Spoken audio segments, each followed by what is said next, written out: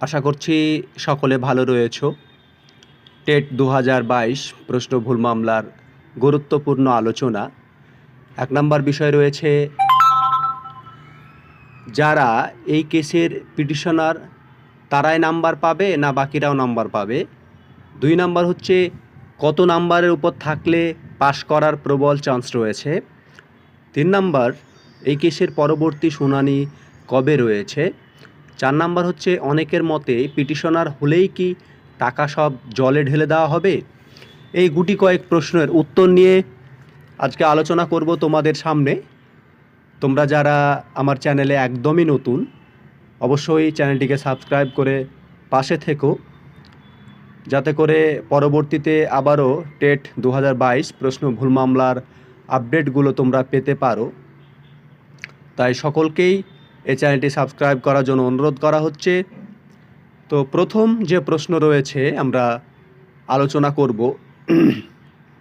যারা এই কেসের পিটিশনার তারাই নাম্বার পাবে না বাকিরা পাবে। এখানে প্রথম একটা প্রশ্ন রয়েছে। এই প্রশ্নে বলি যে ২০১৪ সালে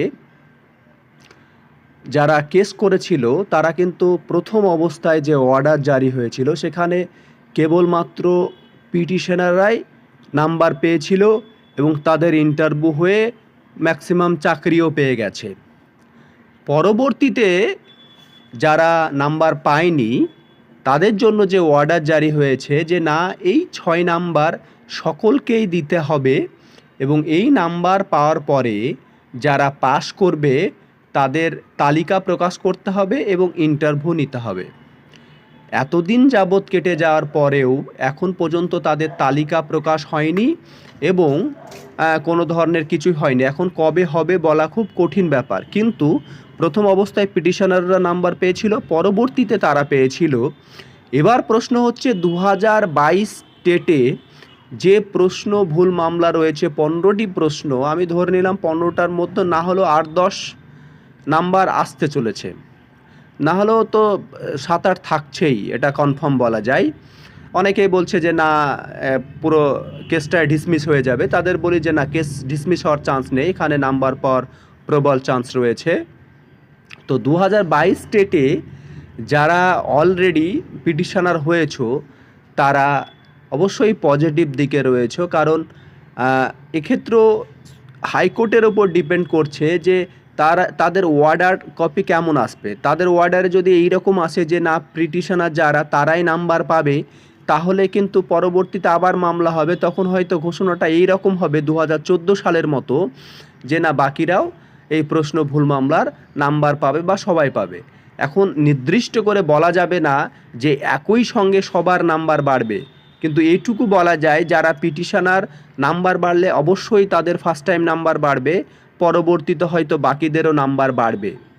এই ২০১৪ সালের মতো ব্যাপারটা রয়েছে। বিষয়টা অনেকে হয়তো বলছে যে ১৪ সালে ব্যাপারটা আলাদা, ২২ সালে ব্যাপারটা আলাদা। বলে রাখি যে যারা পিটিশনার তারা অবশ্যই এক ধাপ এগিয়ে থাকবে যারা সাধারণ শিক্ষার্থী রয়েছে তাদের তুলনায়, এটুকু মাথায় রেখো। তারপরে ২ নাম্বার যেটা রয়েছে যে কত নাম্বারের উপর থাকলে পাশ করার প্রবল চান্স রয়েছে। আমি বলি যে যারা এসটি, এসসি, ওবিসি বিভিন্ন ক্যাটাগরি থেকে বিলং করছো তাদের জন্য বলি, যারা মোটামুটি ৭৫ প্লাস পেয়েছো তারা ধরে নিতে পারো যে তাদের চান্স, মানে পাস করার একটা প্রবল চান্স কিন্তু রয়েছে, এটা ধরে নিতে পারো। জেনারেলদের ক্ষেত্রে মোটামুটি যাদের ৫-৭ এইরকম নাম্বারের জন্য হচ্ছে না, তারা আশা রাখতে পারো যে পাস করার একটা চান্স রয়েছে। এই বিষয়টা একটু দেখবে, পরবর্তীতে মিলিয়েও নেবে আমার কথা যে না, আপনি ঠিকই বলেছিলেন এই বিষয়টা। তারপরে ৩ নাম্বার যেটা রয়েছে, এই কেসের পরবর্তী শুনানি আমরা এর আগে বলেছিলাম যে ২৭ তারিখে শুনানি রয়েছে, কিন্তু ২৭ তারিখে যার এজলাসে কেসটা ছিল তিনি ছুটিতে ছিলেন এবং তাই কেসের হয়তো সিরিয়াল নাম্বার কাছে থাকা সত্ত্বেও কেসের শুনানি হয়নি। আশা করছি এর যে টেন্টেটিভ একটা ডেট পাওয়া গেছে যে 2 এপ্রিল এই কেসের শুনানি রয়েছে। এখন দেখা যাক এই শুনানির মধ্যে দিয়ে কি উঠে আসছে। তবে আমরা পেপারে তো দেখেইছিলাম যে এই ব্যাপারে পর্ষদের যে ক্লারিফিকেশান সেটা দিতে বলা হয়েছে, যে কি বলতে চাইছে পর্ষদ, এটাকে কিভাবে লিড করবে, এই ব্যাপারটা আমরা কিন্তু পেপারে দেখেছি। পর্ষদকে অবশ্যই জানাতে হবে। তারপরে 4 নাম্বার যেটা রয়েছে, অনেকের মতে পিটিশনার হলেই, অনেকে বলছে যে পিটিশনার হলে সব টাকা জলে যাবে, ঢেলে দেওয়া হবে, কিছুই হবে না। আমি একটা কথা স্পষ্ট করে বলি যে আমি টাকা দিব না, তুমি টাকা দেবে না, তাহলে কেসটা লড়বে কে? একটা কেস কলকাতা হাইকোর্টে একটা বড় মাপের অ্যাডভোকেট হায়ার করতে গেলে যথেষ্ট পরিমাণে টাকা খরচ করতে হয়, টাকা লাগে। এর জন্য তুমি বলছো যে টাকা সব জলে যাবে, ও বলছে টাকা জলে যাবে, তাহলে পিটিশনারটা হবে কে? কে কেসের জন্য খাটবে? কে লড়াই করবে? তাহলে যৌথভাবে যদি একটা ইউনিট নিয়ে সামনের দিকে এগিয়ে না চলা যায়, তাহলে কোনো কেসেই পজিটিভ দিক আসে না। তাদের জন্য বলি, যারা ভাবছো টাকা নষ্ট হবে, তাদের কথা না শুনে অবশ্যই সবাইকে কাঁধে কাঁধ মিলিয়ে এই সমস্ত বিষয়গুলোকে সলভ করতে হবে। আর তোমরা অবশ্যই কলকাতা হাইকোর্টে গিয়ে পিটিশনার হতে পারো, বা বিভিন্ন অ্যাডভোকেটকে ফোন করে কোথায় পিটিশনার হওয়া যাচ্ছে সেটা করতে পারো। এগুলো সম্পূর্ণ নিজের দায়িত্বে করবে, যাতে পরবর্তীতে এইরকম না হয় যে শামীম ভাই তুমি এইরকম বললা, তারপরে এরকম হয়ে গেল, টাকাটা নষ্ট হয়ে গেল। সমস্ত কিছু নিজের দায়িত্বে নিজের দায়িত্বে করতে হবে, দায়িত্ব নিয়ে করতে হবে। আমি বলি যে না, পিটিশনার হওয়া মানে জলে টাকা ঢালা নয়, বা সবাই নাম্বার পাবে বলে পিটিশনার হতে হবে না, এই ব্যাপারটা আমি সহমত পোষণ করছি না। কারণ সকলকেই ভূমিকা নিতে হবে, না হলে সকলকে ভূমিকা নিলে কেসের খরচ কম হবে, সমস্ত কিছুই ভাগ হয়ে যাবে, এতে করে কেসটা লড়তে সুবিধা হবে। এই বিষয়টা একটু মাথায় রাখবে।